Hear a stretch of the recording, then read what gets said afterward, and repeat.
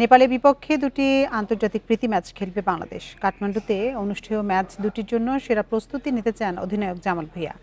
র্যাঙ্কিংয়ে পিছিয়ে থাকলেও নেপালকে হালকাভাবে নেওয়ার সুযোগ নেই বলে মনে করেন বাংলাদেশ অধিনায়ক। বাংলাদেশ ফুটবলে এখন হামজা সমিতদের নিয়ে মাতামাতি, তবুও জামাল ভুঁইয়ার ব্র্যান্ড ভ্যালু ততটা কমেনি।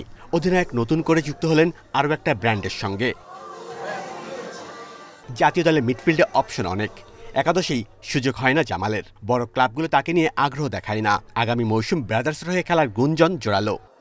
আপনি ফিউচারে দেখবেন, আমি কিছু বলবো না। ব্রাদার্সে কি থাকছেন নাকি আপনি?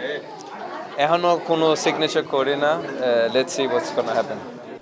এফসি এশিয়ান কাপে বাংলাদেশের পরবর্তী ম্যাচ অক্টোবরে হংকংয়ের বিপক্ষে ঘরের মাঠে। এরপর নভেম্বরে আসবে ভারত। প্রস্তুতির জন্য নেপালে গিয়ে দুইটি প্রীতি ম্যাচ খেলবে বেঙ্গল টাইগার্স। হামজা সমিতদের ছাড়াই ক্যাম্প শুরু করবে 13ই আগস্ট।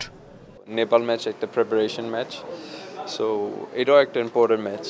আমরা তো ড্র করছি ইন্ডিয়ার সাথে, ইন্ডিয়া কত সামনে আছে, বাট আমরা র্যাঙ্কিংয়ে আপনি এইভাবে হিসাব করতে পারবেন। একই সাথে অনূর্ধ্ব-23 ও জাতীয় দলের ক্যাম্প সমন্বয় করা কঠিন। কার্যক্রম সঠিকভাবে পরিচালনার জন্য দুইটি উপকমিটি করেছে বাফুফে।